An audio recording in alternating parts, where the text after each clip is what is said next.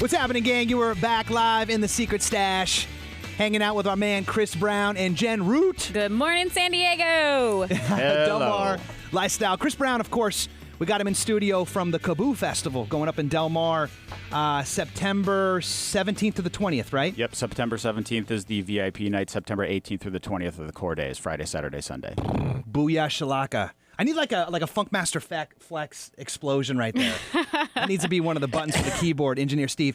So let's do this. So maybe, you know, I'm meeting you for the first time. Right. I'm sure that Stash Nation's meeting you for the first time. So, like, how would you answer the question, like, what do you do? Yeah, I mean, so there's I'll give you two answers to that. One is, I'm a festival promoter, right? But that's not really that exciting to me. That just means you do a lot of drugs recreationally. Yeah, I mean, you're deeper than that. Right.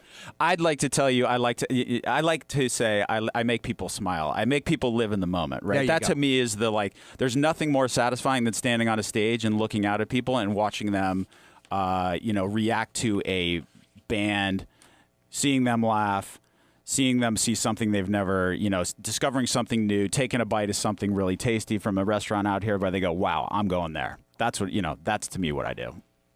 Wow. I love that. How you like that? Yeah.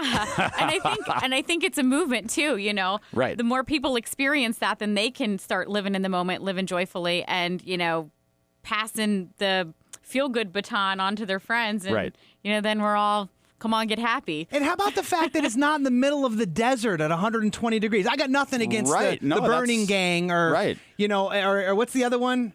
There's Coachella. The Coachella. That's right. All wonderful festivals. Amazing. They are what they are. But this is in Del Mar. Well, so honestly, if you go back to why we located here, this was not a half-baked decision, right? I mean, as we looked across it, and yes, we fell into the venue and that led the discussion, but as we started thinking about the business more with our finance hats on, you kind of look at it and you actually put the finance hat on. That's you have to, right, in this business because it's a risky business, right? And you got a lot of money up front that you got to put in to get these things going. Yeah. And you got to deliver value to the customer. So I think what you want to do there is you want to address a bunch of the challenges. And so we did that, and that was back to that blank slate. Having that blank slate, we could create what we wanted here, right? We had the location, and so you started to get into it and say, hey, you know what? We can address weather. We can address comfort. We can address seating. We can address bathrooms. We can address things that the older demographic, when we say older, that hits you sometimes at 25 and maybe it hits you at 35 or 40. It doesn't really matter. It's when you start to get more serious in your life. You maybe have a job, you maybe get in a relationship, you want quality and you start to seek it out. And so maybe, some other festivals that have skewed younger aren't for you. We want to be that resource. So that's what we got to prove. Dude, That's guy's awesome. Nailing it. I love that.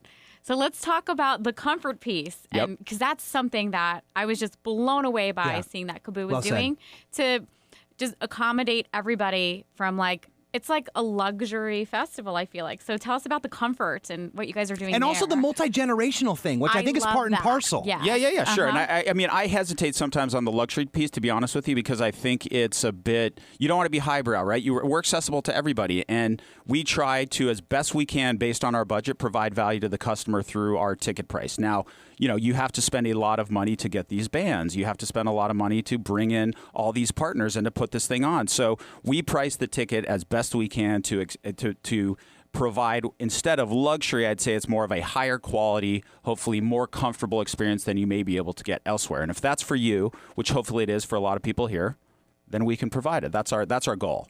And then you can come and see bands that hopefully appeal to you and eat food that appeals to you and all the other things that we have. Yeah, and then just have a great time. So I saw some of the pictures now. It looks like there's little rooms being set up and VIP areas with chandeliers. Oh, yes. Let's get into the details. Yes. Give us the juicy details. I almost wish this was like a show and tell, not the radio, because they're delicious. You want to jump through the little screen and grab onto that stuff. We can paint the picture with our words. Ooh. Yeah. So this is, it has been a bit surreal to see it all actually go down, right? After talking about it for so long. Especially first year, right? You're like, oh, wow, that did work. Yeah, my wife, taking her around, she's like, God, you've talked about this for so long, and oh my God, look at this, right? I mean, it's out of control to see our main stage. Get us in there. The roof raised, I think it's 40 plus feet high, our main stage that just went up right a couple days ago.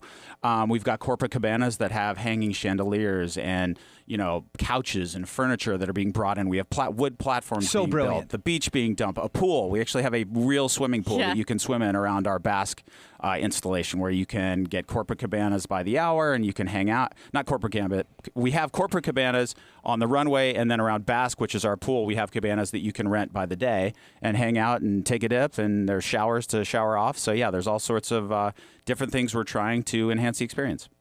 That is awesome. And this is literally something that's never been done before. You guys are basically setting the bar for music festivals around the country. Well, sure. I mean, that's our goal is, I have a lot of respect for the guys out there that have built Coachella and Bonnaroo and Lollapalooza and Austin City Limits and all these amazing festivals. Now, has it been done ever at the Del Mar Fairgrounds in San Diego? Street Scene was a great festival in downtown, and when we looked at this market, that to us was a positive signal of, there's an appetite here. But don't mention street. Hey, you know what? Please don't. Yeah.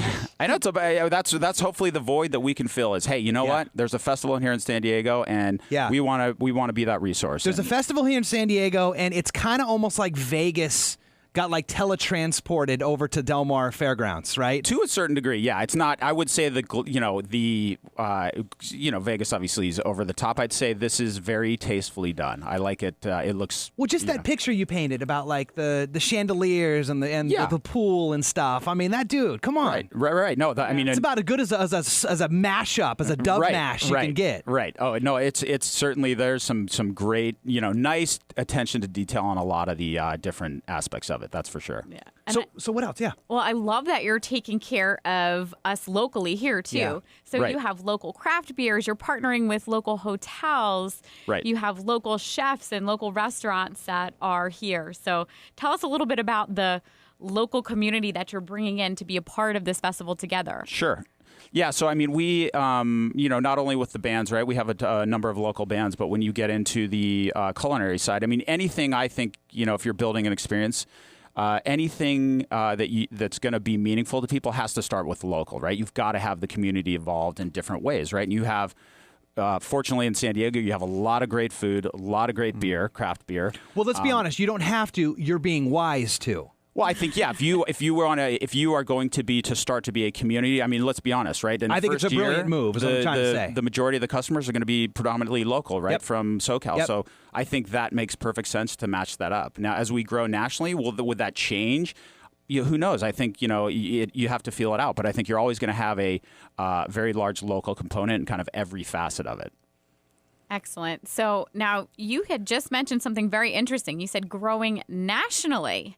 So what does that look like? Is KaaBoo going on tour? Look, we're always open to growing into other locations, but first and foremost is to deliver this festival and make it successful, and it's a big undertaking. So you're going to put on your Bill Belichick hat right now and be like, "Sorry, Jen, it's all about this weekend." Okay? Right? Yeah, it's all about this pretty game much. Right now. We got to get this one in the Yeah, given how close it is, yes, that is what's happening. Yeah, and you got to be in the moment too, right? Right.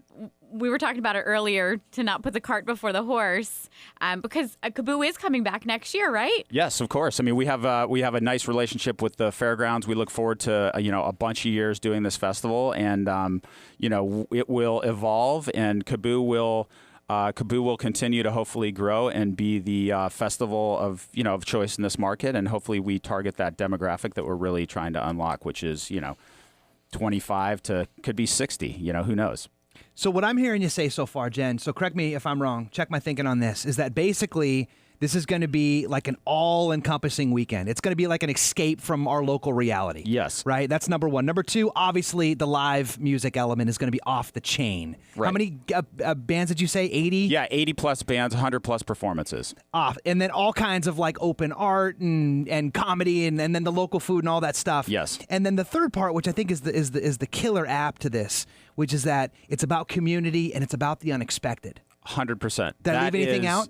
I would say, honestly, so I went to 9 music festivals last year as part of kind of us. Oh, hold on. This. But that's research, hon. It is. Right, hon? That's Hey, research. guess what? That's part of the job, unfortunately. It's tough work.